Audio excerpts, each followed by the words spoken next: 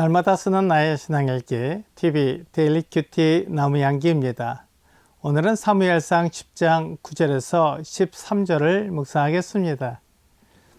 그가 사무엘에게서 떠나려고 몸을 돌이킬 때 하나님이 새 마음을 주셨고 그날 그 징조도 다 응하니라. 그들이 산에 이를 때 선지자의 무리가 그를 영접하고 하나님의 영이 사울에게 크게 임함으로 그가 그들 중에서 예언을 하니 전에 사울을 알던 모든 사람들이 사울이 선지자들과 함께 예언함을 보고 서로 이르되 기스의 아들에게 무슨 일이 일어났느냐, 사울도 선지자들 중에 있느냐 하고 그곳에 어떤 사람은 말하여 이르되 그들의 아버지가 누구냐 한지라. 그러므로 속담이 되어 이르되 사울도 선지자들 중에 있느냐 하더라. 사울이 예언하기를 마치고 산당으로 가니라. 사무엘은 사울에게 기름을 부어 왕으로 삼았습니다. 사울은 자기가 왕이 되리라고 생각해 본 적이 없었기에 사무엘이 기름을 부었지만 여전히 혼란스러워하고 있었습니다. 사무엘은 사울에게 하나님께서 그를 택하셨다는 것을 알게 하려고 하나님만이 하실 수 있는 앞으로 될 일 몇 가지를 사울에게 알려주었습니다. 사울은 사무엘에게서 떠나 자기 집으로 돌아갔는데 사무엘이 말한 일들이 그에게 그대로 일어났습니다.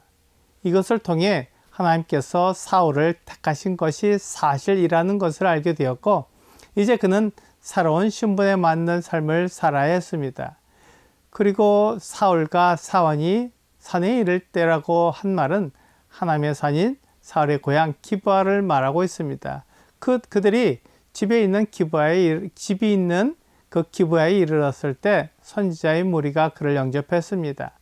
선지자의 무리는 사무엘이 말한 그들이기에 하나님의 영이 사울에게 크게 임했습니다. 하나님께서 사울과 함께 하신 것입니다. 이제 사울에게 하나님의 영이 임하셨기에 그도 선지자들 중에 있으면서 예언을 했습니다. 사울은 선지자가 아니기에 예언을 한 적이 없었습니다. 그러므로 그가 선지자 가운데 있으면서 예언을 한 것은 사울에게 매우 특별한 일이 일어나는 것을 보여준 것입니다.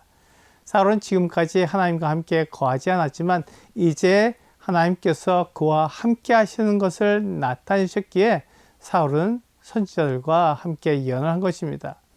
사울이 예언을 했다는 것은 앞으로 될 일을 그가 말했다는 것이 아니라 하나님을 찬양하고 하나님이 하실 일을 말했다는 것입니다.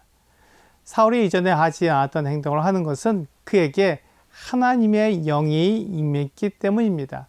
그가 하나님을 잘 알지 못했고 또한 선지자의 일을 알지 못해 하나님을 찬양하는 일을 하지 못했는데 하나님의 영을 받고 그가 새 사람이 되었기에 하나님을 찬양하는 선지자의 일을 하게 된 것입니다. 이것을 통해 사울에게 하나님의 영이 임하셨다는 것과 하나님께서 그와 함께 하신다는 사실을 알게 되었습니다. 그러므로 사울은 그가 이스라엘의 왕이 되어 일하는 것에 대해 생각해 본 적이 없는 것이었지만 하나님의 영이 임하시면 그가 그 일을 할 수 있다는 것을 알게 됩니다. 하나님의 영이 사울을 변화시켜 준 것처럼 그를 왕으로서 행할 수 있도록 인도하실 것입니다. 하나님께서 사울에게 임하시는 것을 사울이 경험하게 될 것입니다. 이 일을 통해 전에 사울을 알던 사람들이 사울도 선지자 중에 있느냐고 말하게 됩니다. 사울이 선지자로서 예언을 한 적이 없기에 그들도 놀라게 됩니다. 사도행전 1장 8절은 오직 성령이 너희에게 임하시면 너희가 권능을 받고 예루살렘과 온 유대와 사마리아와 땅끝까지 이르러 내 증인이 되리라 하시니라 라고 말씀하고 있습니다. 주님의 증인이 될 수 있는 권능은 성령께서 주십니다. 그러므로 성령이 임하시면 그 권능을 받아 예루살렘과 온 유대와 사마리아와 땅끝까지 가서 그리스도의 증인이 될 수 있게 됩니다. 이것이 하나님께서 주시는 힘입니다.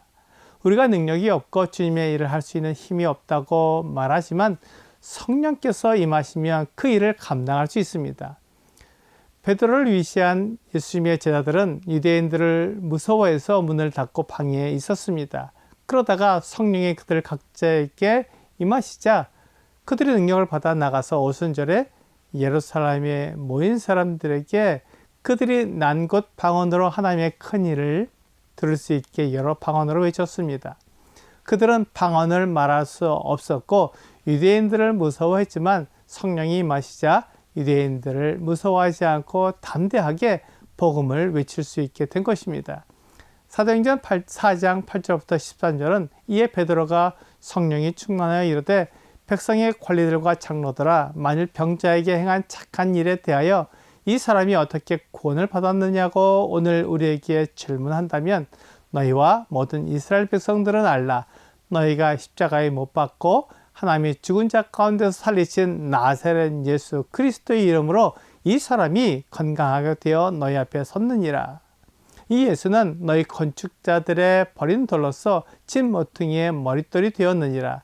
다른 이로서는 구원을 받을 수 없나니 천하 사람 중에 구원을 받을 만한 다른 이름을 우리에게 주신 일이 없음이라 하였더라.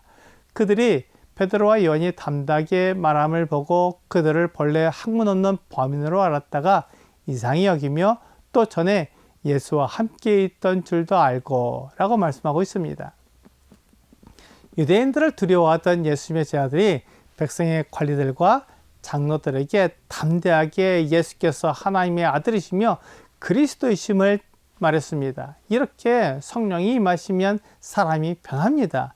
하나님의 일을 하는데 필요한 능력을 성령께서 주십니다. 사울에게 임한 하나님의 영이 그를 변하게 만들어 선지자들과 함께 하나님을 찬양하고 예언을 하게 만들었습니다. 이와 같이 하나님께서 사울과 함께 계시면 그가 전에 하지 못했던 이스라엘의 왕이 되어 그 역할을 감당하게 됩니다.